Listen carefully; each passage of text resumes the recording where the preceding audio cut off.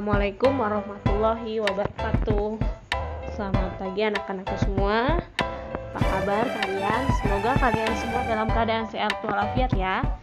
Oke, hari ini Ibu akan memberikan memberikan mata pelajaran otomatisasi tata kelola sarana dan prasarana. Ya, sebelum kita masuk ke materi, Ibu akan berikan gambaran sedikit mengenai apa saja materi yang akan kalian pelajari di kelas 12 ini. Yang pertama, perencanaan kebutuhan sarana prasarana kantor, pengadaan sarana prasarana, penerimaan, penyimpanan dan penyaluran sarana prasarana, inventarisasi sarpras, pemanfaatan sarana dan prasarana,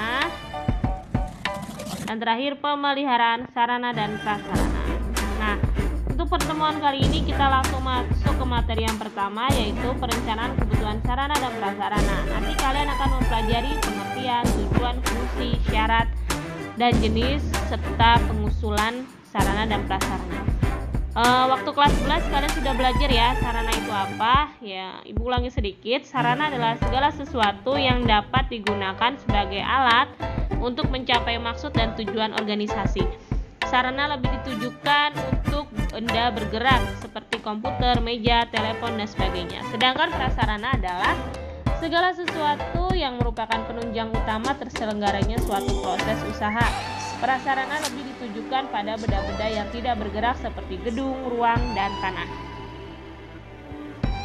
Lanjutnya, langsung masuk ke materi. Sebelum ini kita harus tahu dulu apa itu perencanaan kebutuhan. Banyak istilah atau para ahli yang mengartikan apa itu perencanaan, ya. Kalian bisa cari di Google atau di buku, ya, buku modul kalian. Banyak nanti tuh pengertiannya, perencanaan adalah bla bla bla bla seperti itu. Nah, yang dimaksud dengan perencanaan kebutuhan ya adalah merinci rancangan pembelian, pengadaan, rehabilitasi, distribusi atau pembuatan peralatan sesuai kebutuhan. Tersedianya sarana dan prasarana yang cukup dengan kualitas yang baik tentu sangat dibutuhkan oleh setiap organisasi dalam menyelenggarakan kegiatannya untuk mencapai tujuan yang diharapkan ya.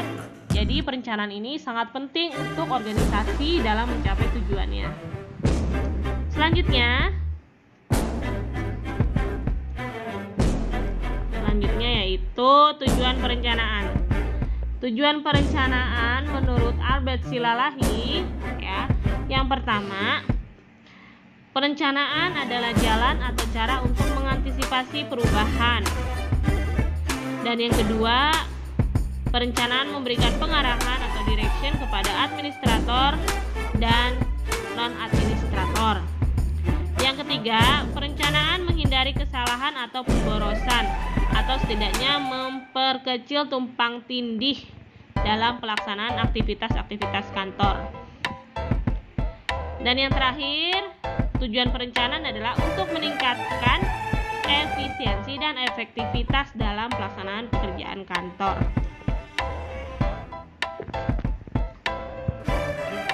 Selanjutnya, fungsi perencanaan kebutuhan. Yang pertama, menentukan titik tolak dan tujuan usaha. Tujuan adalah sesuatu yang ingin dicapai sehingga merupakan sasaran, sedangkan perencanaan adalah alat untuk mencapai sasaran tersebut. Setiap usaha yang baik harus memiliki titik tolak, landasan, dan tujuan. Misalnya, seseorang ingin pergi dari Bandung ke Surabaya naik kereta api. Di sini Surabaya merupakan tujuan, sedangkan kereta api merupakan perencanaan atau alat untuk mencapai sasaran tersebut. Selanjutnya yang kedua adalah memberikan pedoman dan pegangan arah. Sebagai contoh ya, seorang pilot terbang melintasi samudra tanpa mengetahui apakah ia ingin menuju ke Inggris, Belanda, atau Australia, maka ia akan berada dalam ketidakpastian. Nah, ketidakpastian ini nantinya akan menghambat suatu organisasi atau perusahaan untuk mencapai tujuannya. Tujuan atau fungsi yang lain adalah mencegah pemborosan waktu, tenaga, material, memudahkan pengawasan, kemampuan evaluasi yang teratur, dan sebagai alat koordinasi.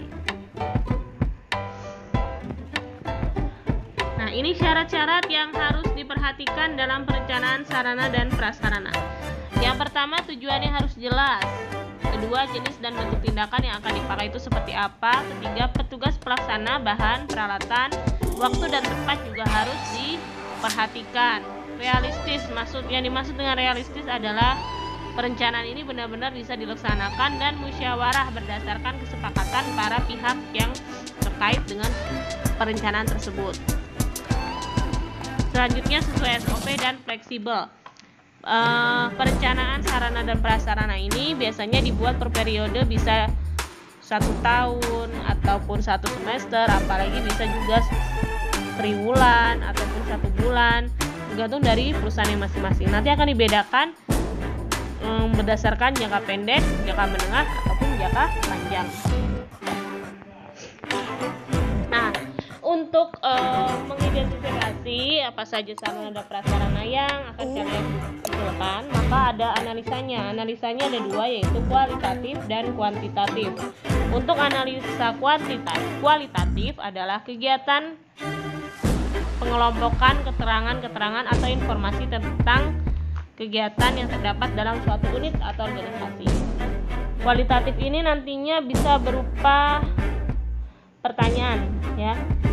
Misalnya, sarana apa saja yang masih ada di kantor tersebut, kemudian bagaimana kondisinya, apakah sudah tersedia fasilitas pendukung lainnya jika barangnya akan diadakan tiba di lokasi, seperti itu ya. Jadi kalau kualitatif itu bisa kita bilang kondisinya seperti apa sarana yang ada di perusahaan tersebut. Nah, kalau kuantitatif itu biasanya berhubungan dengan volume dan frekuensi kegiatan. Volume yang dimaksud ini adalah jumlah, ya, jumlah sarana yang ada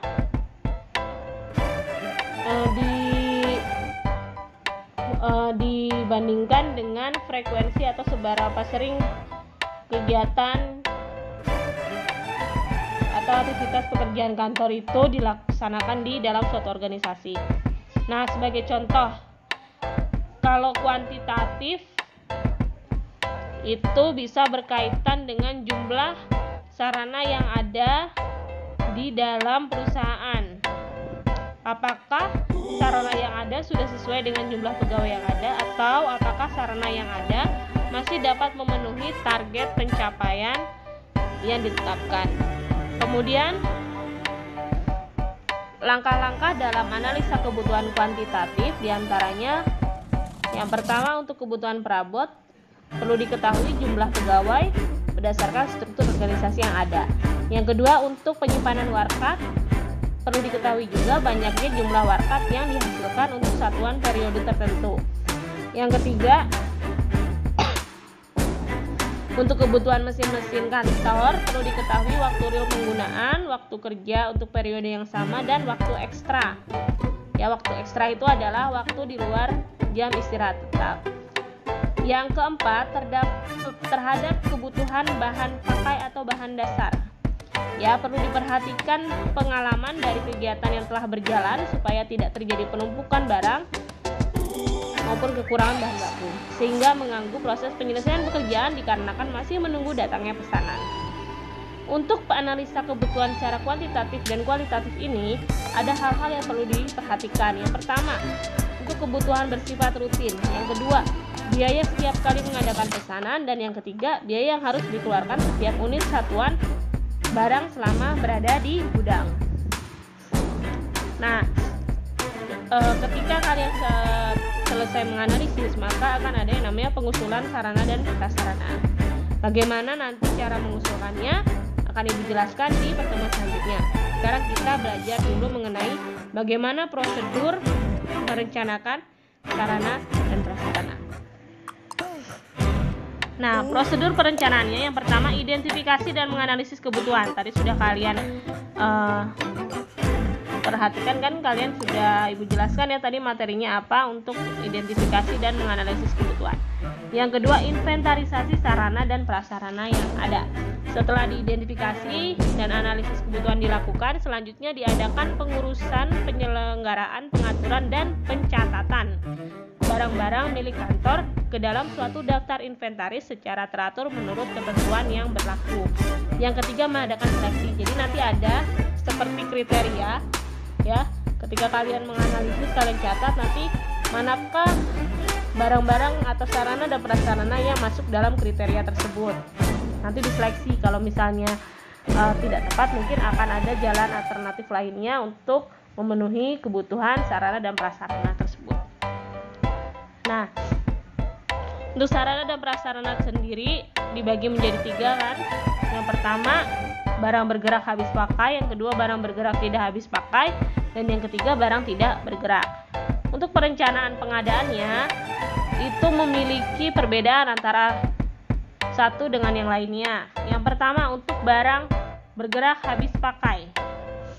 Karena barang bergerak habis pakai ini biasanya relatif cepat dalam pengadaannya, maka kita harus membuat daftar penyusunan barang disesuaikan dengan kebutuhan dari rencana kegiatan masing-masing satuan kerja yang mengusulkan berdasarkan frekuensi atau volume dan kecepatan penggunaannya.